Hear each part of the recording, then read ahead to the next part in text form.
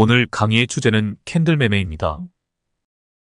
제가 나중에 시골에 짱 박혀서 지필에 몰두하게 되면 주식 투자에 관한 책을 시리즈로 낼 생각입니다. 그 시리즈물의 첫 번째 저작은 주식시장의 역사가 될 것입니다. 어떻게 네덜란드 동인도 회사가 탄생을 하게 되었는가부터 시작해서 금융자본주의의 발전 과정과 최근 각종 투자 방식의 허와실까지 분석하게 될 것입니다. 그리고 그 시리즈물의 마지막 편이 아마 캔들 매매일 것입니다. 여러 가지 주식 매매 방식을 분석한 후 최종적으로 캔들에 담긴 매수세와 매도세의 힘겨루기를 분석하는 캔들 매매가 제 저작의 마지막 편이 될 것 같습니다.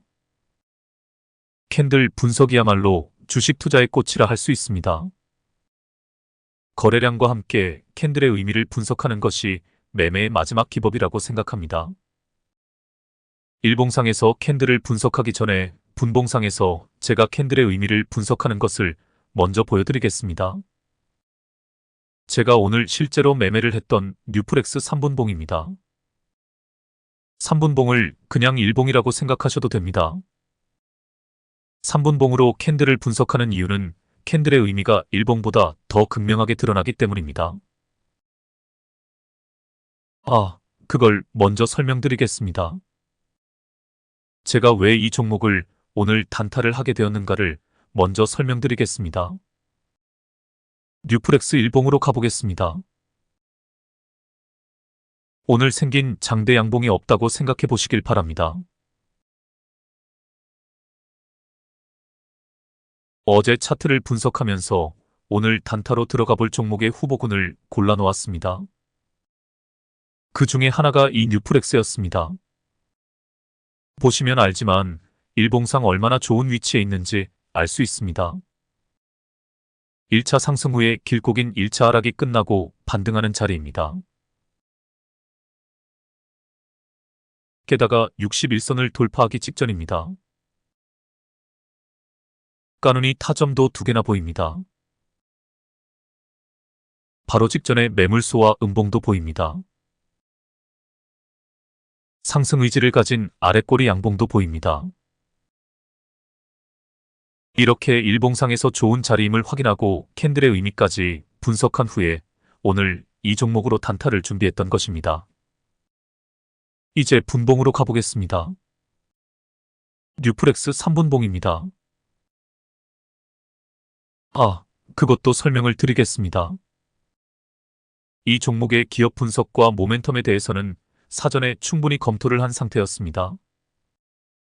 모든 준비가 다 끝난 상태에서 오늘 아침 단타에 임했던 것입니다. 차트로 가보겠습니다. 보시다시피 첫 3분봉에서 급등을 했습니다. 그러나 저는 바로 진입하지 않았습니다. 이후 상황을 지켜보았습니다. 쭉쭉 치고 가지 못하고 매도세에 매수세가 계속 밀리더군요. 캔들 매매에서 가장 중요한 것이 지지선과 저항선을 긋는 것입니다. 여기가 1차 저항 라인이라 할 수 있습니다. 캔들들이 이 라인을 뚫지 못하고 계속 밀리기 때문입니다. 이 저항 라인을 돌파해 줄 때가 매수 타점입니다. 저는 이 캔들의 종가에 진입을 했습니다. 저항 라인을 돌파했기 때문입니다. 캔들 매매에서 두 번째로 중요한 것이 수급입니다. 제가 선을 그어보겠습니다. 저항 라인 돌파와 볼벤 상단을 뚫은 거래량 두 가지 조건을 다 만족하기에 저는 타점으로 잡은 것입니다. 이후 주가는 쭉쭉 밀고 올라갑니다. 이때 저는 옆에 매물대도 미리 확인한 상황이었습니다. 매물대 저항 라인이 없는 것도 확인하였기에 저는 망설이지 않고 진입할 수 있었던 것입니다. 다음에 중요한 캔들이 이 캔들입니다. 도지형 캔들입니다. 도지형 캔들은 항상 방향 전환의 신호가 됩니다. 매수세와 매도세가 팽팽하게 균형을 이룬 지점이라 할 수 있습니다. 저는 이 시점에서 초집중해서 상황을 관찰합니다. 음봉이 출현하면 이것이 매물소와 음봉인지 하락세로 전환되는 음봉인지 재빨리 판단을 합니다. 역시 그 기준은 밑에 거래량입니다. 더 자세한 캔들과 거래량의 역학관계는 다음에 말씀드리겠습니다. 다행히 더 치고 올라가더군요. 이후 상황을 보겠습니다. 이 부분에 주목해 보시길 바랍니다. 캔들 매매에서 핵심이 되는 부분입니다. 보시다시피 음봉이 처음으로 출현했습니다. 그러나 음봉의 형태를 가만히 보시길 바랍니다. 상승 의지를 가진 연어 캔들입니다. 제가 매도하지 않은 이유입니다. 다른 이유가 또 한 가지가 있습니다. 바로 밑에 수급 상황입니다. 거래량 볼벤 상단을 뚫는 폭풍적인 거래량이 계속 발생하고 있습니다. 이것은 더 치고 갈 힘이 있다는 뜻입니다. 쏟아져 나오는 매물을 매수세가 다 소화해내고 있다는 뜻입니다. 여기서 지지라인이 생겼습니다. 제가 선을 그어보겠습니다. 이 지지라인이 깨지면 매도 타이밍이 되는 것입니다. 장대 음봉의 최저점이 지지라인이 됩니다. 신기하게도 이후 캔들들이 이 지지라인만큼은 깨지 않고 있습니다. 이 지지라인이 깨어지지 않으면 계속 들고 갑니다. 그리고 이 구간에서 핵심 캔들이 바로 요거입니다. 하락 추세 끝에 도지 캔들. 방향 전환의 신호입니다. 하락 추세에서 매도세가 멈추었다는 것을 암시해 줍니다. 아니나 다를까 양봉 캔들이 출현합니다. 제가 차트를 좀 키우고 선을 하나 그어보겠습니다. 최저 거래량 뒤에 양봉입니다. 정확한 반등 신호입니다. 팔 사람들은 다 팔고 나가서 가볍게 주가가 상승한 것입니다. 여기가 추가 매수 타점이 되는 것입니다. 실제로 제가 추가 매수를 하지는 않았지만 이게 일봉이었다면 추가 매수를 했을 것입니다. 어김없이 주가는 더 치고 올라갑니다. 하지만 다시 하락세로 이어집니다. 최초로 엠벨선이 깨지는 지점이 나옵니다. 이게 일봉이었다면 충분한 수익이 나왔기에 아마 매도를 했을지 모르겠습니다. 저는 좀 더 버텨보기로 했습니다. 엠벨선이 심하게 깨어지지도 않았고 21선이 아직 살아있기 때문이었습니다. 그리고 반갑게도 도지 캔들이 바로 뜨더군요. 얼마나 반가웠는지 모릅니다. 여기서 다시 지지라인을 그어보겠습니다. 이 라인이 깨지면 미련 없이 매도해야겠다고 생각하고 추후 상황을 지켜보았습니다. 다행히 다시 치고 올라가더군요. 이후 주가는 보합권에 들어갑니다. 역시 지지라인을 그어볼 수 있습니다. 이 지지라인이 깨어지면 매도해야지 하고 마음의 준비를 하고 있었습니다. 왜냐하면 고점에 도달할수록 지지라인이 더욱 중요해지기 때문입니다. 지지라인이 깨지면 충분한 수익이 났기에 미련 없이 매도해야 합니다. 저는 실제로 이 캔들에서 매도를 했습니다. 결과적으로 짭짤한 수익을 냈습니다. 이게 바로 캔들 매매입니다. 다시 정리해 보겠습니다.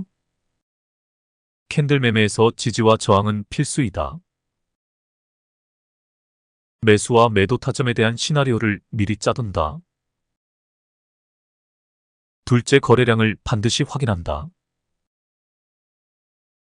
거래량과 함께 캔들의 의미를 분석해야 한다. 셋째, 정해진 원칙대로 매수하고 매도한다. 미련을 갖지 말고 매도 타이밍에 재빠르게 수익 실현하고 빠진다. 아, 또 오해하시면 안 됩니다. 단타하라는 말씀이 아닙니다. 이게 일봉이라고 생각하시면 됩니다. 일봉상에서도 똑같은 상황이 벌어집니다. 그럼 진짜 일봉으로 가보겠습니다. 에이펙트 일봉입니다.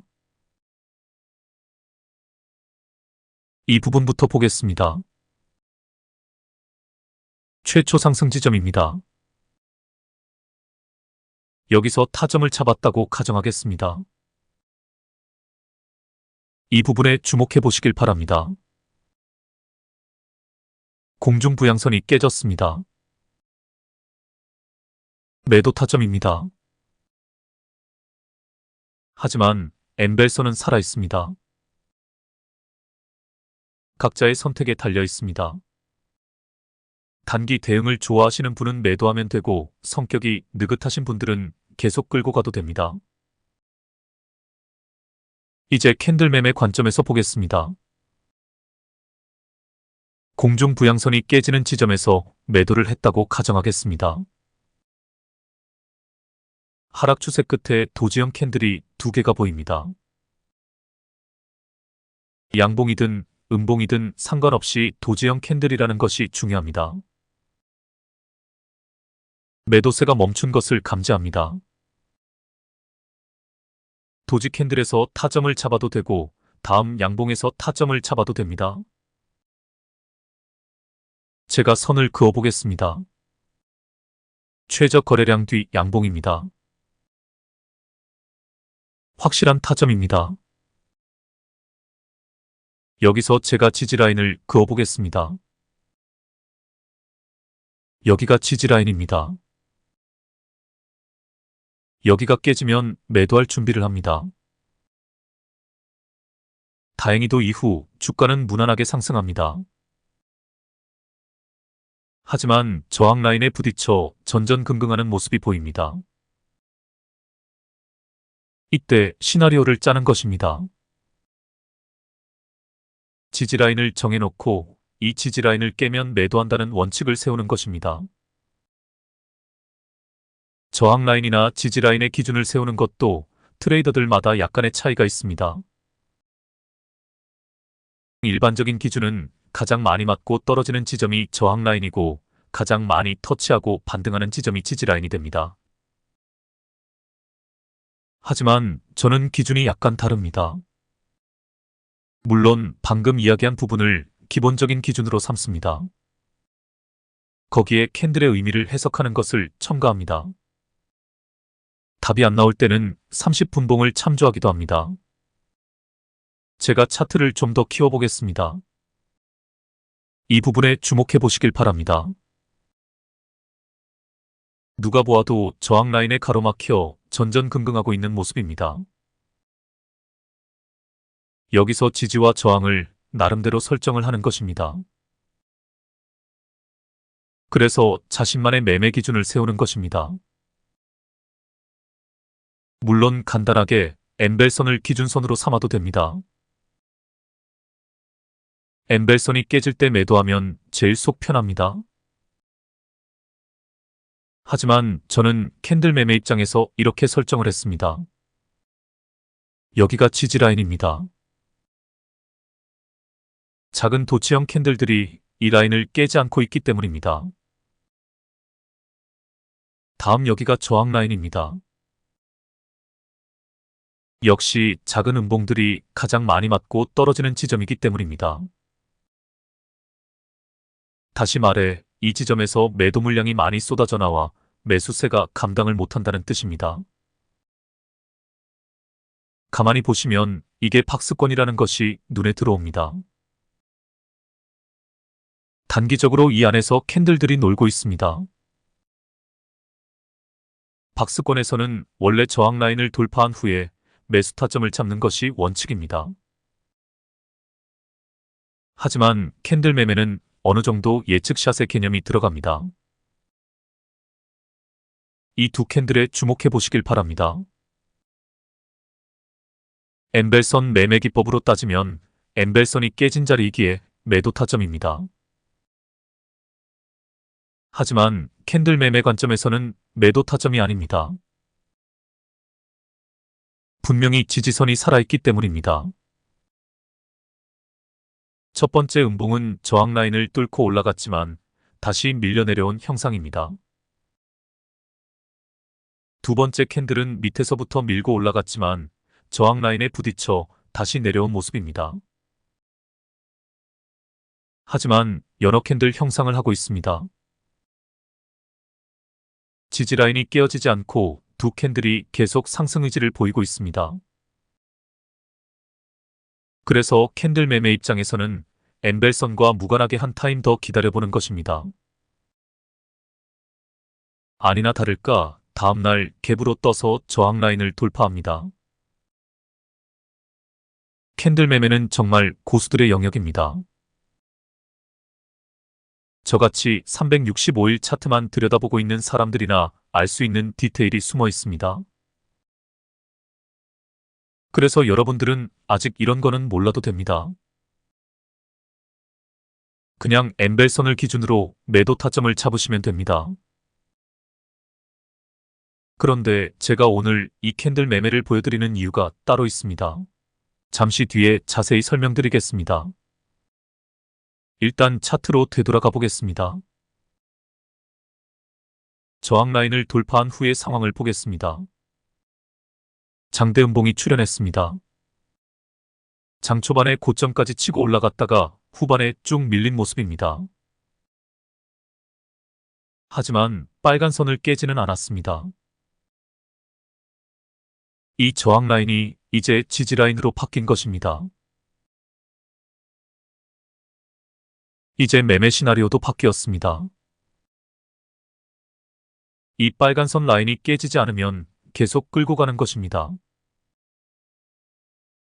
바로 뒤에서 장대 양봉이 출현하네요. 이제 이 캔들에 주목해 보시길 바랍니다. 이 음봉을 잘 해석해야 합니다. 이것이 새로운 저항 라인을 돌파하지 못한 음봉입니다. 제가 선을 그어 보겠습니다. 이게 새로 생긴 저항 라인입니다. 장대 양봉 뒤에 도지형 음봉은 도저히 저 저항 라인을 돌파할 힘이 없어 보입니다. 최소한 저항 라인을 터치할 정도의 힘이 있어야 하는데 전혀 그런 기미가 보이질 않습니다. 그래서 이 음봉이 매도 타점이 되는 것입니다. 이것이 캔들 매매입니다. 다시 한번 말씀드리지만 캔들 매매야말로 진짜 고수들의 영역입니다. 어떤 보조지표에도 의지하지 않고 캔들 자체의 힘과 매수 매도세의 역학관계 그리고 지지와 저항이라는 개념만 가지고 매매를 하는 방식입니다. 제가 오늘 이것을 보여드리는 이유가 있습니다. 사실 오늘 주제는 캔들 매매라기보다는 지지와 저항입니다. 하지만 캔들의 의미를 모르고 지지선과 저항선을 긋는 것은 무의미하기에 캔들 매매라고 오늘의 주제를 선정한 것입니다. 여하튼 이제 조금씩 지지선과 저항선을 긋는 연습을 해보셔야 합니다. 앞서 분봉에서 제가 보여드렸듯 상승세가 뚜렷할 경우 지지와 저항의 의미가 극명하게 드러납니다.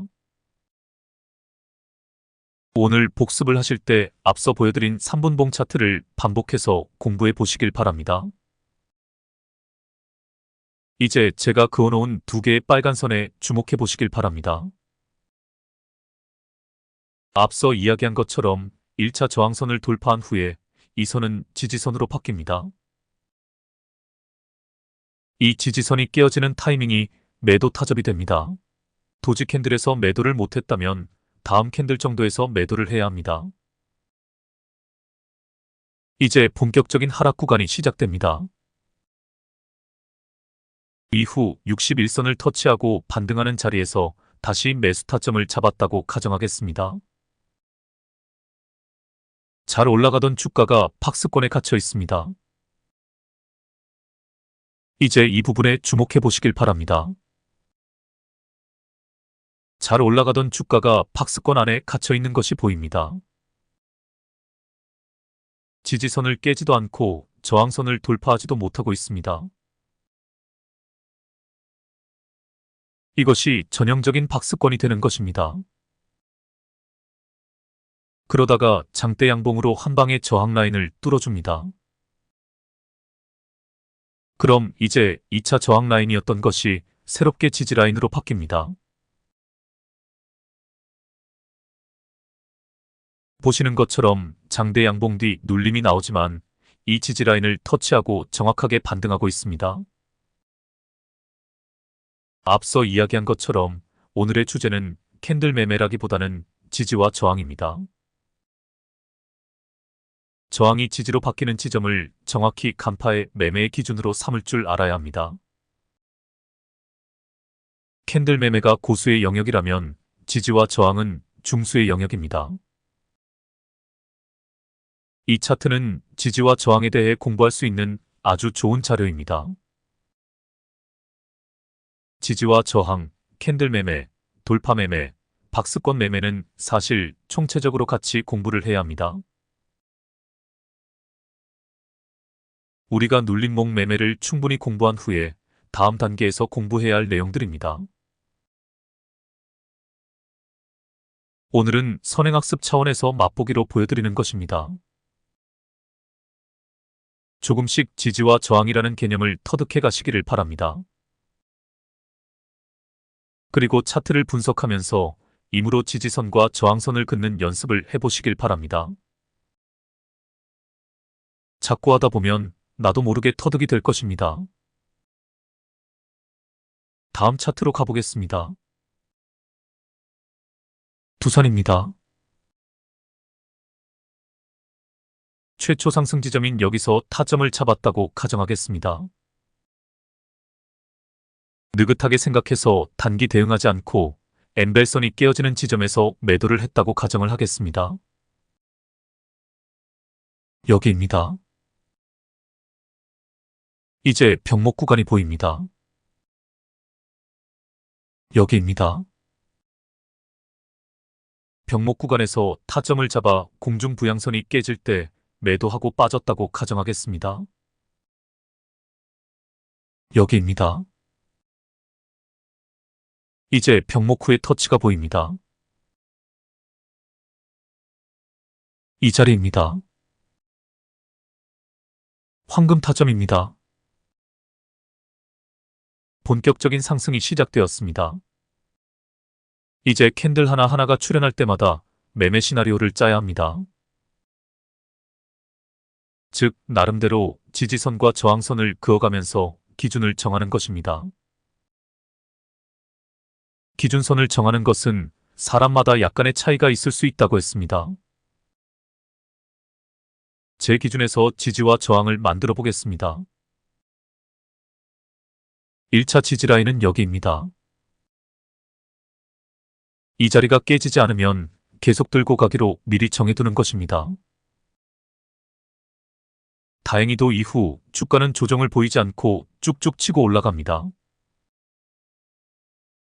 공중 부양선을 밑에서 위로 강하게 뚫어줄 때 추가 매수해도 됩니다. 제가 공중 부양선은 상황에 따라 지지선 역할도 하고 저항선 역할도 한다고 했습니다. 이 경우에 공중 부양선은 저항선의 역할을 하고 있습니다. 그러므로 저항선을 강하게 뚫어준다는 것은 추가 상승을 기대할 수 있다는 뜻입니다. 다음 지지라인은 여기입니다. 연어 캔들의 아랫꼬리 끝 지점입니다. 이날 장 초반에 여기까지 밀렸다가 쭉쭉 치고 올라간 모습입니다. 그러니까 반대로 이야기해서 이 라인은 더 이상 밀리지 않는다는 뜻입니다. 그러므로 여기가 지지라인이 되는 것입니다. 만일 조정이 나오더라도 이 지지라인을 깨지 않으면 계속 끌고 가는 것입니다. 차트 앞쪽에서 지지나 저항이 될 만한 근거가 없을 때는 이렇게 자기 스스로 시나리오를 짜서 매매를 해야 합니다. 이후에도 쭉쭉 치고 올라갑니다.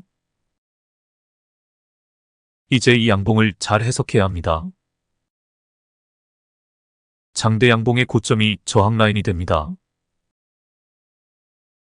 여기서 맞고 떨어졌기 때문입니다. 장대 양봉의 종가가 지지 라인이 됩니다. 여기입니다. 여기까지는 밀리지 않았기 때문입니다. 이후 주가는 박스권에 갇혀 있습니다. 오늘 박스권을 돌파하려는 시도를 했지만 실패한 모습입니다. 그것도 매도세에 매수세가 많이 밀린 모습입니다. 제가 박스권에서는 매매를 하지 않는 것이 좋다고 했습니다. 굳이 매매를 해야 한다면 지지라인을 터치하고 반등할 때 타점을 잡는 것입니다. 또한 이 주식을 보유 중이라면 지지라인이 무너질 때 미련 없이 매도해야 합니다. 반대로 강력한 수급을 동반해서 저항 라인을 돌파할 때 돌파 매매 관점에서 매수해야 합니다. 오늘 캔들 매매, 지지와 저항, 박스권, 돌파 매매 등등 중요한 개념들에 대해 공부를 해보았습니다. 앞에서도 이야기했지만 이 모든 것이 모두 따로따로가 아니라 한 세트입니다. 종합적으로 공부를 해야 합니다. 갈 길이 멉니다. 하지만 일단 나름대로 지지선과 저항선을 긋는 것을 꾸준히 연습해 보시길 바랍니다. 앞에서 살펴보았듯 캔들 하나하나의 의미를 해석할 줄 알아야 이 지지선과 저항선을 정확히 그어 놓을 수 있습니다. 30분봉을 활용해 일봉상에서 캔들의 의미를 나름대로 분석해 보시길 바랍니다. 하다 보면 늡니다. 아무 일도 하지 않으면 아무 일도 일어나지 않습니다. 자꾸 부딪혀보고 자꾸 연구해보고 자꾸 생각해보아야 실력이 늡니다. 제가 전에 이런 말을 한 적이 있습니다. 제가 3년을 연구하니까 차트가 보이기 시작했다고 했습니다. 그 기간을 단축하기 위해 저는 밤을 새워 영상을 만들고 있다고도 했습니다. 제 건강을 걱정해 주시는 분들의 고마운 댓글을 많이 받습니다. 제 정성에 보온하시는 길은 딱 한 가지입니다.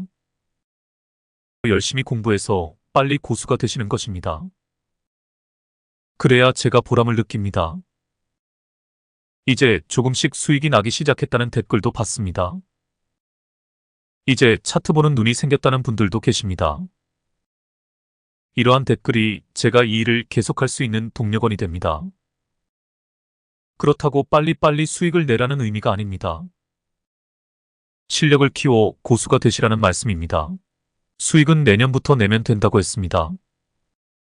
올해는 공부하는 해로 삼으시라고 말씀드렸습니다. 공부하고 단주로 실전에서 경험하고 시행착오도 겪고 경험을 쌓아가는 한 해가 되시길 바랍니다. 다시 한번 강조드립니다.